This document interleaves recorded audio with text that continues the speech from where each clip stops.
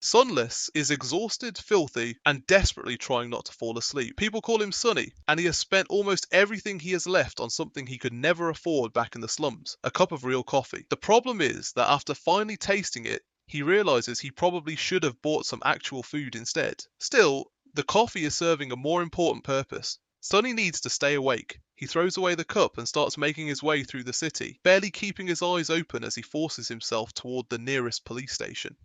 Every step becomes harder, and by the time he finally reaches the building, he looks like he could collapse at any second. An officer sees the exhausted teenager and assumes he is lost. Sunny calmly tells him that he is there because of Special Directive Number 3. Then he explains exactly what that means. He is turning himself in as a carrier of the nightmare spell. The officer's expression changes immediately. Within seconds, the entire precinct goes into code black. To understand why everyone reacts this way, you have to understand what the nightmare spell did to the world. It first appeared decades ago and initially looked like some strange illness. Victims suffered from chronic fatigue and overwhelming drowsiness until eventually they fell into an endless sleep. But humanity quickly discovered that this was not a disease. It was something closer to magic, or a curse. Those who died during their sleep could transform into horrifying nightmare creatures, monsters powerful enough to slaughter humans indiscriminately. Even military weapons struggled against them, and as more creatures appeared, entire regions were swallowed by fear and chaos. But not everyone infected by the spell died. Some people survived the nightmare waiting for them in their sleep.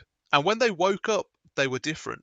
These survivors became known as the awakened, humans who returned from their trials carrying supernatural abilities powerful enough to fight the creatures that normal weapons could barely stop. Over time, the Awakened became humanity's greatest defense against the nightmare spell. They pushed the monsters back, restored some kind of order, and completely changed society in the process. The world eventually adapted. Schools began teaching students combat and survival skills in case they were ever infected. Wealthy families spent fortunes preparing their children for the possibility of entering a nightmare, while children born into powerful awakened families could begin life with advantages ordinary people could only dream about. Sunny has none of that. He grew up in the slums with no money, no special training, and nobody powerful waiting to protect him. For someone like him, being chosen by the nightmare spell feels less like an opportunity to become awakened, and more like a death sentence. Sunny is taken deep inside Northern Quadrant Siege Capital Precinct 7, where an officer begins questioning him while other personnel monitor everything from behind their screens. The officer asks for his name. Sunny tells him it is Sunless, although everyone calls him Sunny. The officer admits that Sunless is a strange name, so Sunny explains that he was born during a solar eclipse. Apparently, his mother had a poetic soul. Then the officer asks whether there is any family they should contact.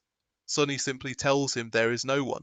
More importantly, Sunny can barely stay conscious. When asked how much longer he thinks he can remain awake, he admits that it will not be much longer, so the officer skips the formalities and starts explaining what Sunny needs to know if he wants even the slightest chance of surviving. Inside his first nightmare, Sunny will encounter monsters, but he may also encounter people. Those people are not real. They are illusions created as part of the trial, which means Sunny cannot afford to hesitate if the nightmare forces him to fight or even kill them. The moment he enters, he also needs to check his attributes and his aspect. A combat-oriented aspect would obviously make surviving easier, but the officer warns him not to give up if he receives something that seems useless. The nightmare spell creates trials, not executions, and even a strange ability could become valuable if Sunny finds the right way to use it. Most importantly, Sunny needs to do absolutely anything within his power to survive, because everything he does during the trial will influence the rewards and powers waiting for him if he succeeds. But failure has consequences far beyond Sunny's own death. If he dies inside the nightmare, his body becomes a gate. And through that gate, one of the nightmare creatures can enter the real world.